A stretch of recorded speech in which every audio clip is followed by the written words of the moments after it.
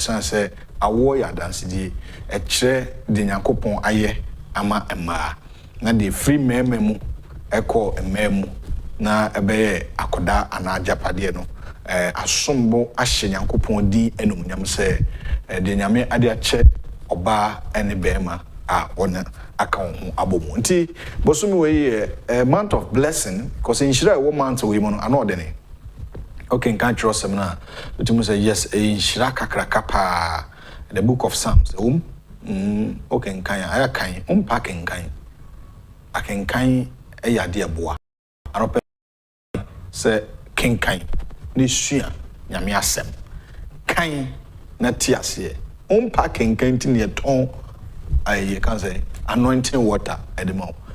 Packing canty on tin oil at the mouth. So packing kaya, Kabum says I knew many a king qua. Ubian can say oil be no I anointing, but you yourself or 2 years over noom and you touch a mason. Also, okay, can you me as a man now bompire? While with me for ensure anointing water. Ubefa oil no bompa eguso na be anointing oil na me cashier di nyamedien munyam se sa de na wankasa de odi baby abe nkonmidi eni hira e de amaw abuso anopai se oba ko awo so a nyame muawo na onso wasomdwem so ofa furu bosom edikan na se bosom we mu no awo mu na obekọ ano se the 9th month of the year 2022 emo ene yewranti eguso ye do the Baba family September, October, November, December taka month ya 2022 so akọ na wi enti me kai na ya se ema obemu mu ema wakomantu na nyanya megidi se bosumu we de me bompae mahwefo a mo hwede hwehwa che no nyame mfama wo de obo ho mpa ya che no nyame mfama wo na se wi date ngomo monitor so ne mum nyame emfa testimony kase enhye wafunu mu. So take note of that. Judicial answer. This is Ghana's biggest and most highly respected political, social, and current affairs talk show. And when you come back for Bronye, and it didn't come out Eufia, and some are you to honor, Judicial OTB, baby, and some imu say, year, the year 2024 general elections. See, year, some comments be free. Political leaders be no more. Because President John Dramani Mahama, former head of state, a statesman. One peniko for no what new unya kwenye hunu yene ya eko fie ko chia kulmai. Ne ho den wa mere de oti akunyo but nya de oda ho. Ukọ futusam. Be emu do nyansasam and some bebo mine and at the Bia or Kamasa. O ma bonten soon in some draw for me cassa. O friend grab and summer a boy. Ti adenti and former President John Dramani Mahama and summer a bomb tete a tete adofone a bushamo and Albeka. See, I when ye young fire, she was someone. Young when I say to one more and Cassanche and penny for ye near watching a baby. Wow, heaven now, baby. Because and penny for baby now, more passport, no more visas. And they open more UK or Beko. Europe, Italy, and UK and I. Ote kasapen ote madi nkraha ablekuma wish ana afa hen efa na obeko so I was here tena se asoman mayen suso kasabia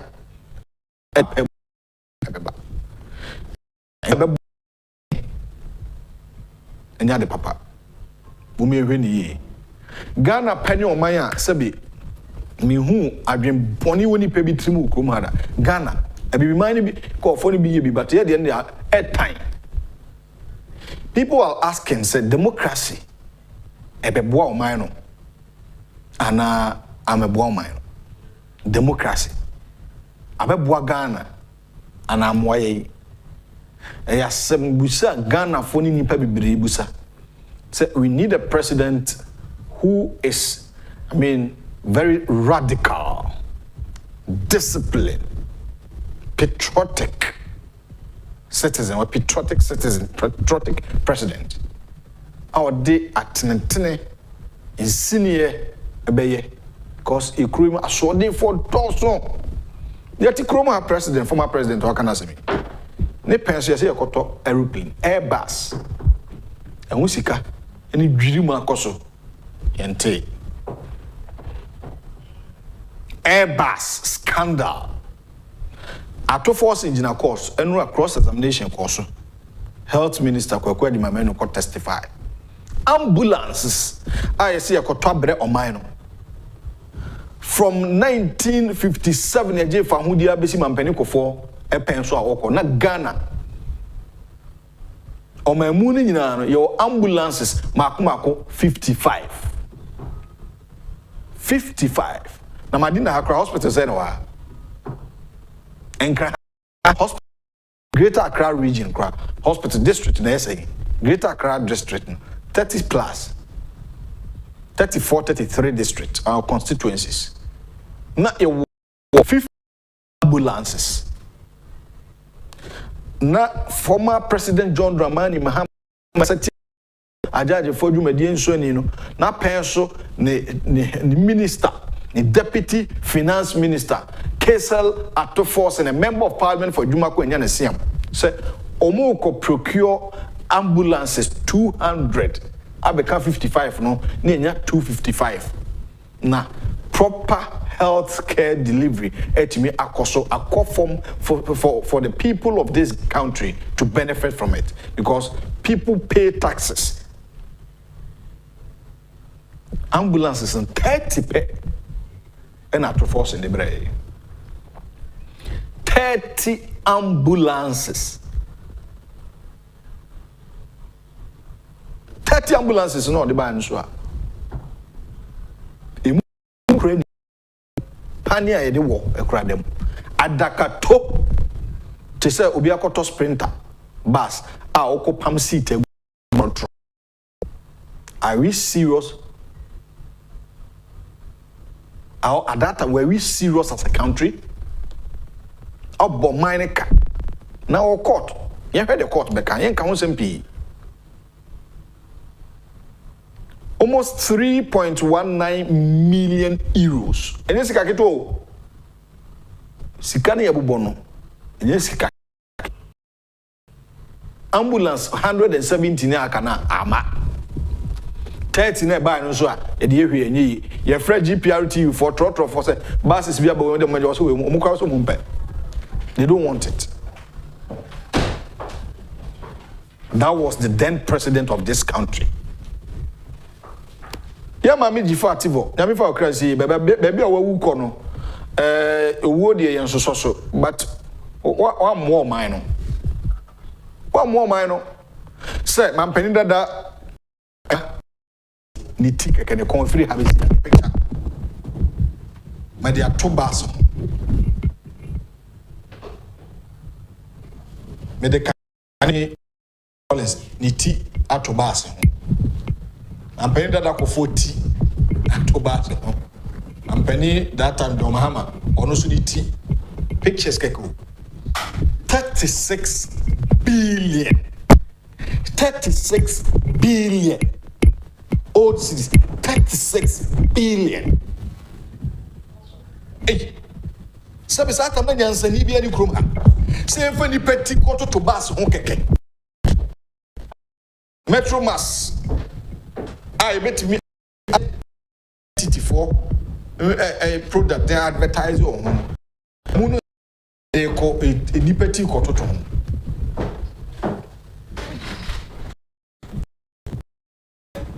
Obeka say unanimous 7 They say what a team. That's what Ghana for be wise. Mama money now. See.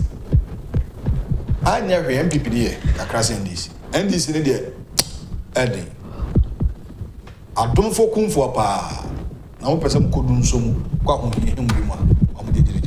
Memo watching. Yeah, near bra. Na. Yeah. Nina homo bronti me wo ho. Yeah. Okay. That's what the man shanta de Calabagui. A touch of blue. Yeah, and you're bad. A touch of blue. A touch of blue. And then the blue no dihine. Yeah. Yeah, come on. And then you're fine. You're looking sweet. Me that's me dofo. I mean, you're what I did. Yeah, me da nasi o. Yeah, da nasi. Yankopon yeah da was so boy ye. And then so no ye free boso me for France o wo ahene. Na me ka aseda. Na me ka say. Aseda. Ye boso me September no. Oni me nhire wo. Emi no. A month of testimony and delivery. Amen. Amen. Lord, give me a testimony. Amen. Amen. Amen. Now, amen. It's you trust na empire. Hey. Also hene ye da was say. Tetrobozu. So bo ye ne ade bonyefo na odi awuru aboso me September mu. E adom ne homobro bi kwa. Nke ni hwe. 9th month Awurade wa mayate.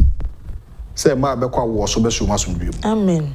So masomdwe mu. Amen. Na fa dance enso show mafruma. Amen. Mi jabi nu abaye de ne hye onsa. De nu Yesu mogam. Amen. Sika ne dwetade oni bi. Awurade mani bi ne mfie du wo. Amen. Mfie du wo twen sam traduma na fom. E wo Yesu dim temen. Amen. Empire no so that dey good abo. Eh, assembly. Oh, na bibia kama. Nyame adom. Bibia Ewura at least. Yeah. At long last September. Yeah, we last quarter of the year. Emereko. October, November, December na fi we so ko. Na ko 2023. 2024 na aba no. To the nyoni o meye na china wo ya MP a. Wo wani ti a 20 ya. Na omo busa na amole. Na amole. Oso wankasa. Oso wankasa. No kan dey. Oso wankasa de o kan e de me nim but o say sansem na e wa bonten say e ho kire no na de ndie no ni adwuma ye nyesem fa ne de nyampa. Zana na mole. Aka. Montena onim ECG for adwuma ise omoye. Omaye dey. There's a hostel bi share doko ho baby. Oh, na no say me yes that story. Tia o ma bypass o meters no. Almost 400,000. Crystal hotel. A hostel.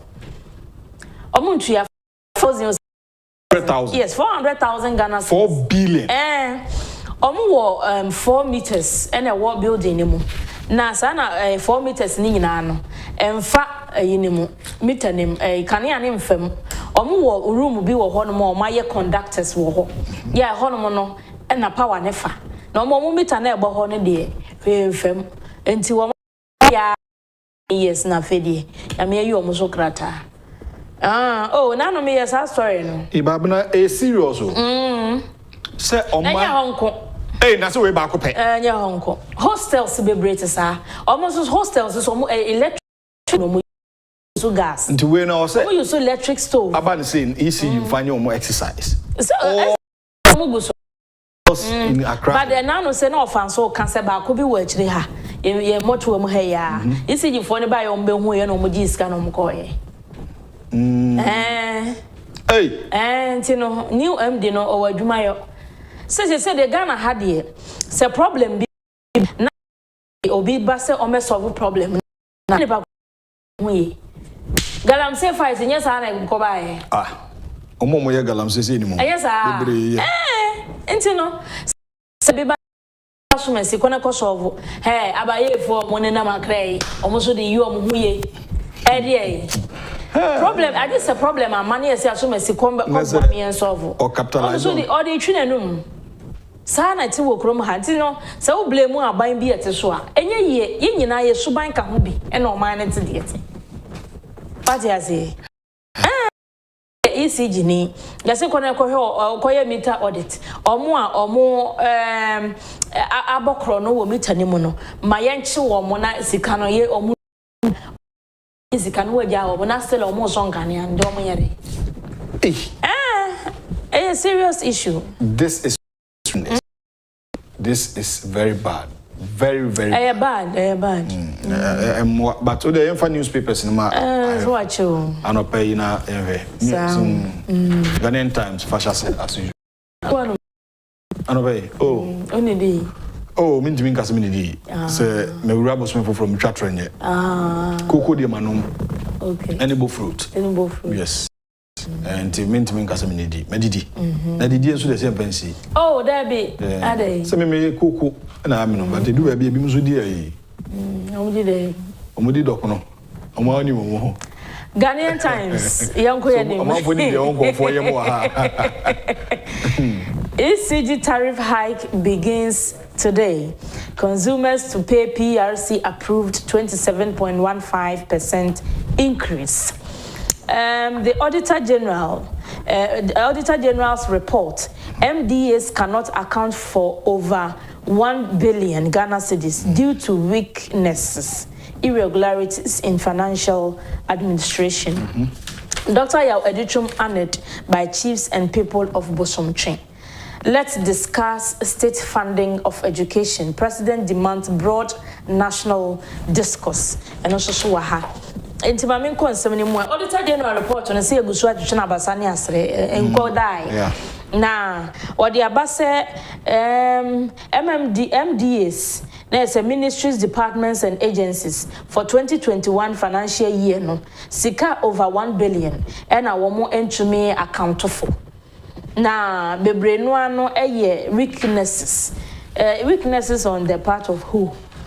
Well, okay, we'll say the irregularities represent either losses that had been incurred by the state through the impropriety or lack of probity in the actions and decisions of public officers, or, on the other hand, the savings that could have been made if public officials and institutions had duly observed the public financial management framework put in place to guide their conduct and also safeguard national assets and resources. Intino, I don't know. You say, Abena penifo ya disicamo or mudi juma hodo, our ministries, departments, and agencies. No financial framework. I dare to was you say, no money, so mudi swa, and Gassesi Kenyan, you bet to me and Yadia or mine ye.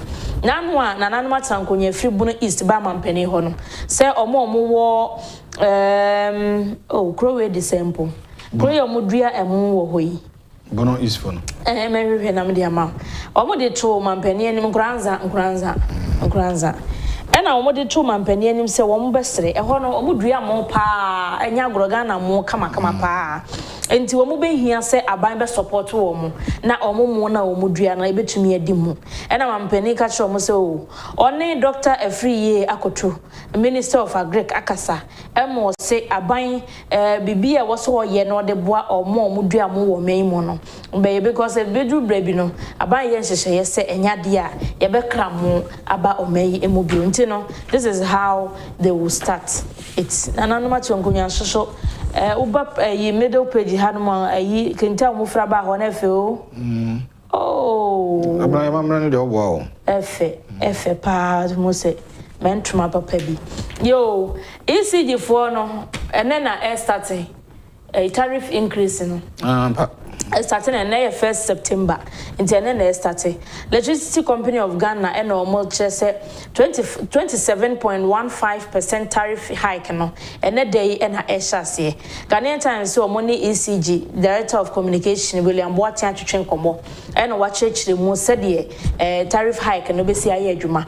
And omwa ombetri ebini omo muntu ebini nante. No so one seven. Ewa mamenko page number 7. Page 7 na mampeni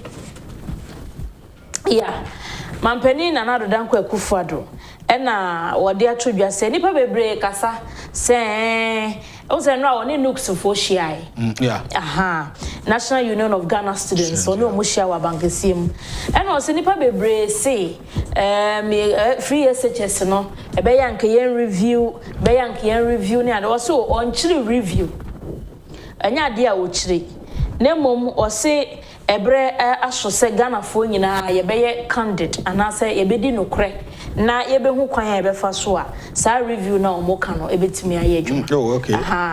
O say President Akufo-Addo has called for a broad national discussion on the state funding of education in the country, responding to calls by some sections of the public for review of the free SHS policy due to its constraints on Ghana's budget.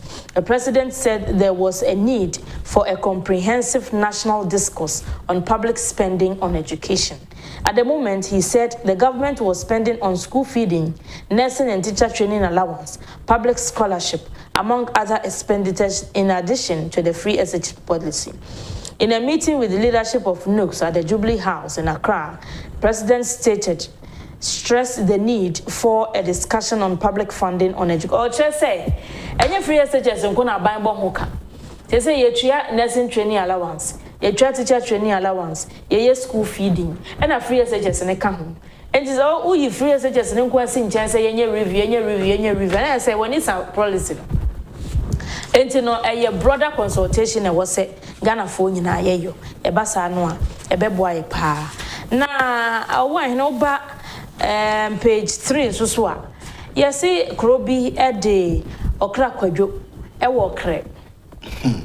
Ema yo mienu bi ewuwo bi ma omonte ase e wo ho yes ma yo yi ahomache e na wo mo free wo mo they visited their boyfriends the previous night na omontumi hu ne ba ya wo mo wuye because they saw most of our head injury but omanfo ne say enye car ne ball ho mo suspect foul play. And yes, you don't go do hospital work, and a doctor say, "Oh my, in your media." Now, boys, now come one way.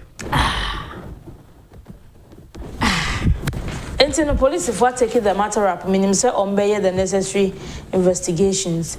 Back page account for your stewardship of national teams. Sports Minister urges GFA or say GFA for no or more and moon contanche Ghana for and near my hold our national teams no ayo any a home sema who doing na. All right. Daily guide. Any day to us. 8 skills 932 in first half. And government dashes 3 billion Ghana cedis to staff. Attorney General sponsors 5 lawyers to study in the US and also Oaha.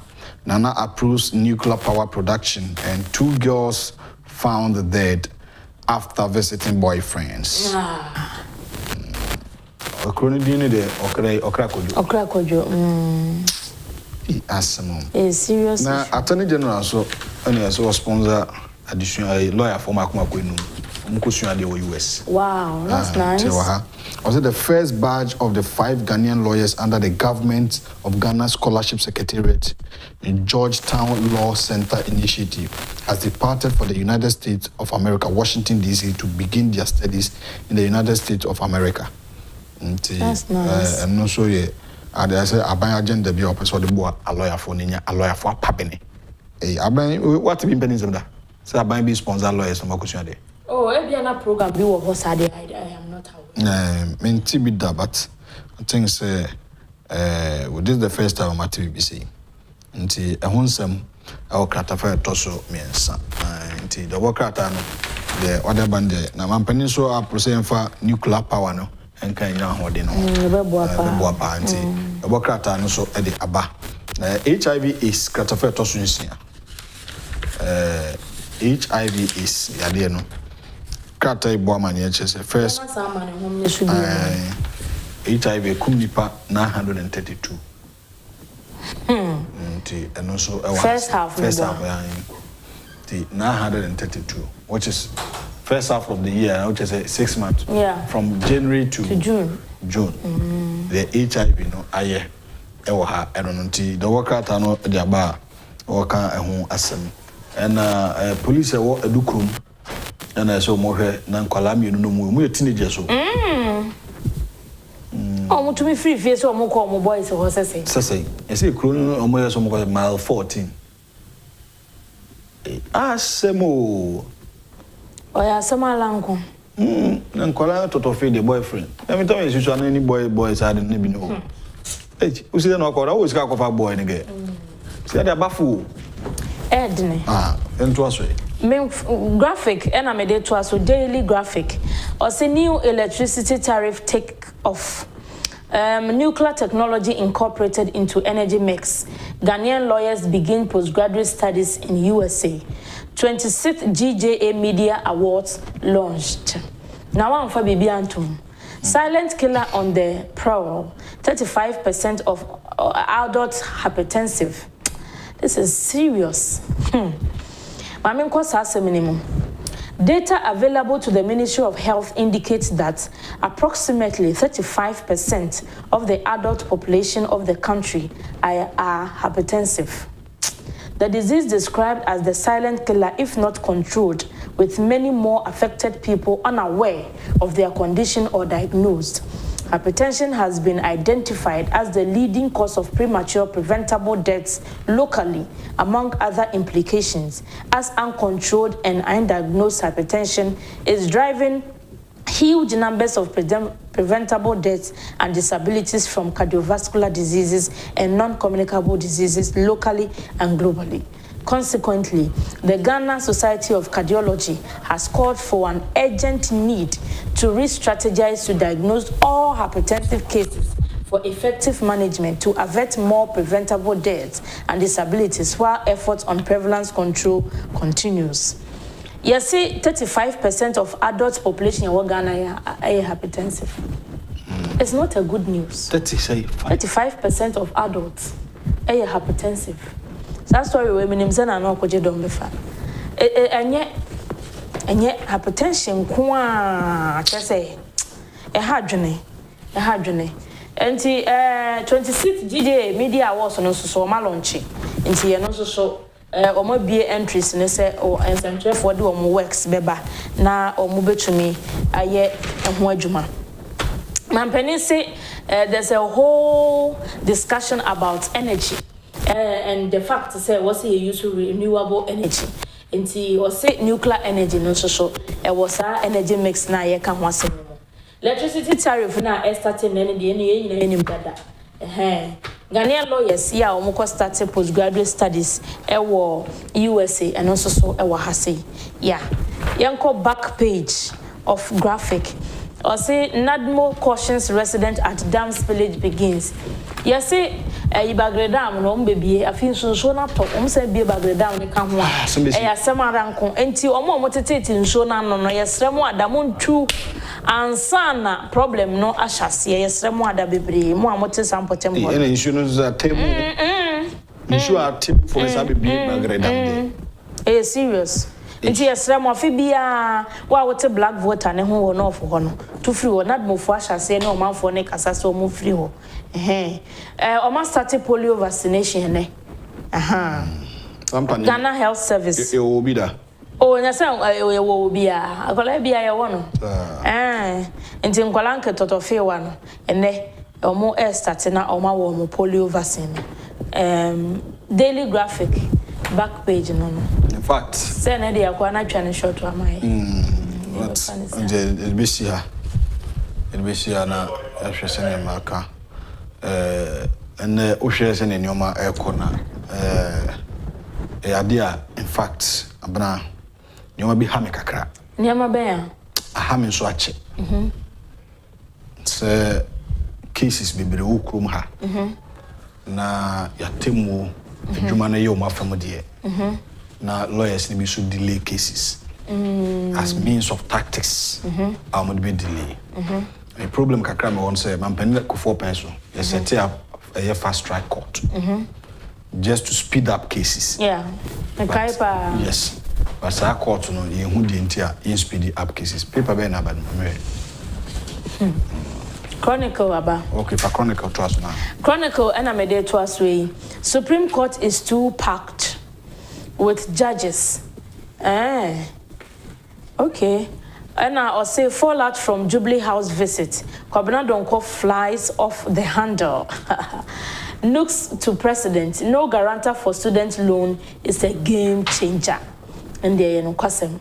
Kumasi records 3 cases of monkeypox. Well, or say and I also chronicle the by say NDC MPs be akobo mampeni aba so say otumi aboama Mpuntu aba Obuno East ho. And no dia ba was former power minister and MP for Pro East Dr. Kwabena Donko has flown off the handle over the Chronicle publication that he and some colleague MPs visited the Jubilee House seat of government to thank President for massive projects that have sprung up in their respective constituencies.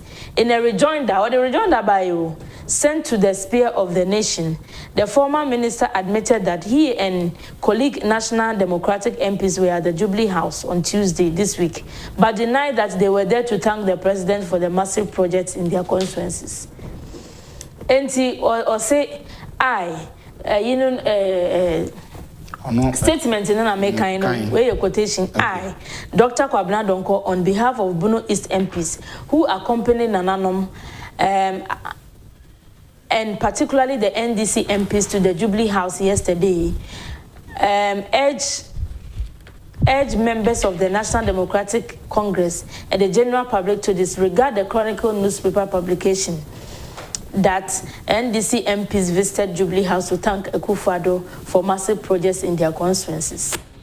Or see, indeed, the president even joked that this was the first time a meeting was held in the Jubilee House where NDC MPs outnumbered MPP MPs. So NDC has 8 out of the 11 parliamentary seats in the region. The chief thanked the president for creating Bono East region as custom and tradition demanded. They then went further to remind the president of some commitments of the government made, including the establishment of a public university in the region and a promise of office building for House of Chiefs, among others. Nananom took the opportunity to draw the attention of the president to the abandonment of sites by number of road contractors. It was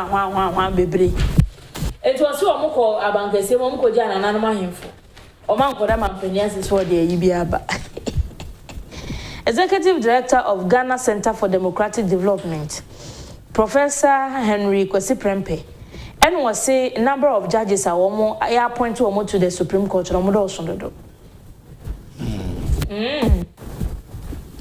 Well, and also so Chronicle about a home amanie. I say, and can you pardon us any phone go? So Paddy, I'm making Kanina.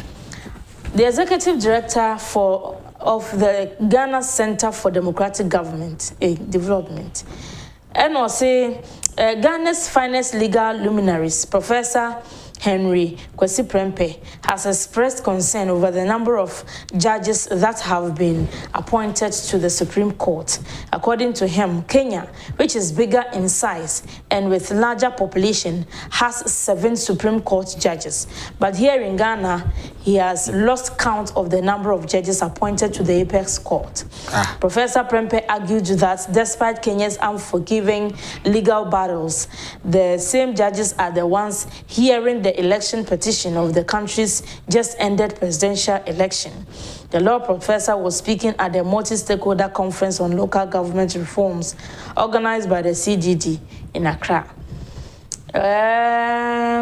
Apart from the Supreme Court, the CDD Ghana boss was equally worried over the number of MMDAs in the country. He reiterated that Kenya, which has over 45 million population and a large land size, has about 46 counties as compared to 261 MDAs. To him, Ghanaians like multiplication of numbers without outcomes. Other reasons on MMDAs in there, I agree with him, but judges in the because Kenya constitution is not the same as ours. Of course. They're not the prof. Looks president, and I say, and no money man penishia, and say no guarantor loan, I buy any day, a game changer wine. abeboa first na se wo kwa students loan na woni obi oya aban adwuma obetumi de na senate akotro so ama wo de ne eno kwa no bra bebra nsa na onya bi na obede no wanya bi wo fo bia enya aban adwuma obebre enti wo se no de ye yi free honom no aboa students papa ama se no omko mu adwo mu chronicle no. The Daily Statesman support economic recovery efforts. GJA president charges journalists. President approves nuclear energy technology. Midway Maunowi and Sanako. So no only hatchna until we in banking sector fraud warring. BOG banking sector fraud warring. The deputy or the Bank of Ghana second deputy governor. Mrs. LC Ado Awazi in this and second it the World Council mayor's reinstatement. Omoni naba. Mambede reinstatement. Omoni judge no. As a police in no den sound na omhwem na akoye gengengo. The fanu wie. Sir, what we statement is here. Yo, the new crusading guide and amede to us Occupy Ghana invokes RTI law to demand information on public officers' bail. Apedjas 2 elder tackles Ochene over land dispute. Songo sought projects to earn Ghana more dollars. Ngwas 2 caveat sale of land, acre land between Pamela and Kansa and Utese. New crusading guide for Nens Hassani and Anamachanko Yansamo die. Ojune who I want to see. Enti no almost so omode bae han yeah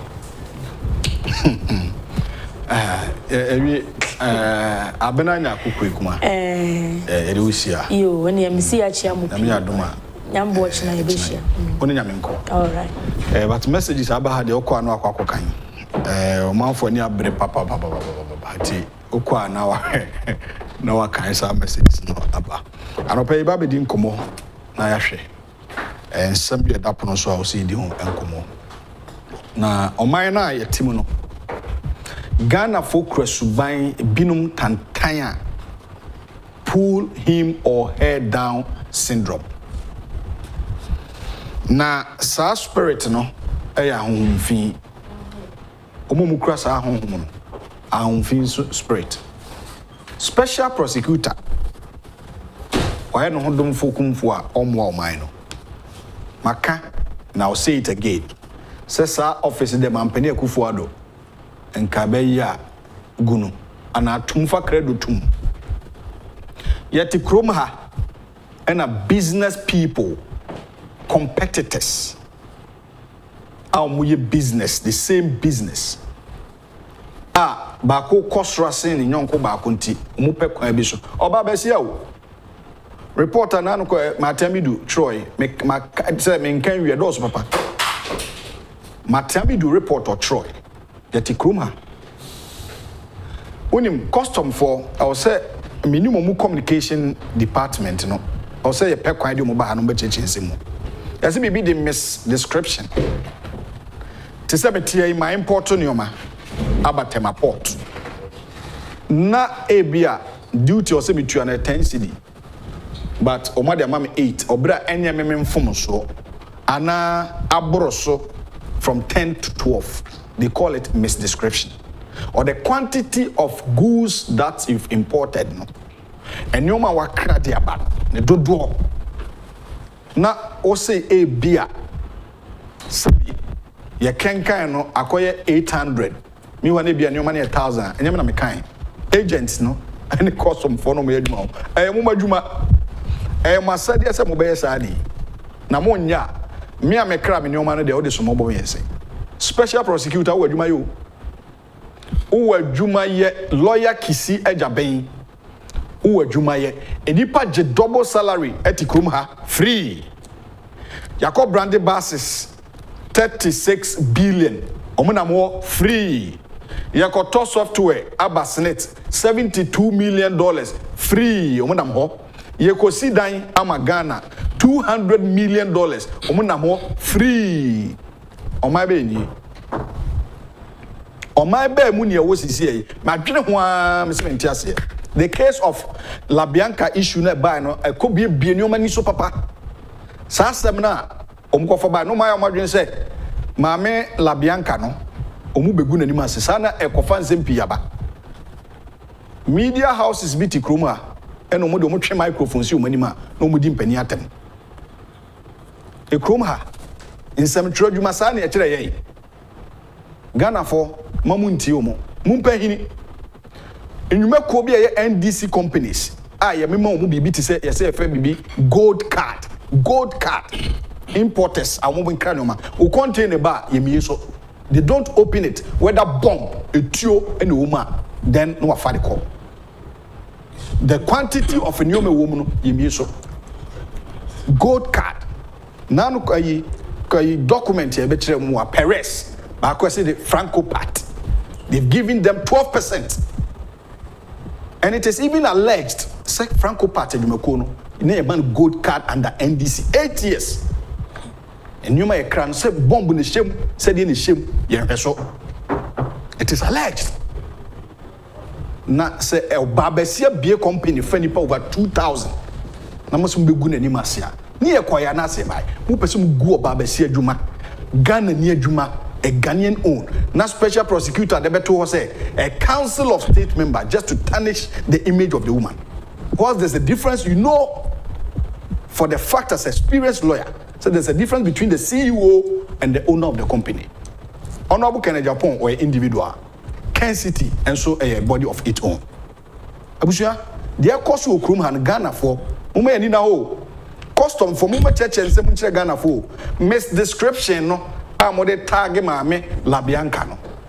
Misdescription na mu pese mu di gu na ni mase. Custom officers Canada mwana maya na okon. Papa no oye adwuma na yamma no target na we exceeding target. Hey! Ensem tro adwuma na bafo sa. Ema media house we are taking own. Ebe premier ensem e okrom ha. MPP4 umamani na ho. If it is true that the woman is your own, then protect her.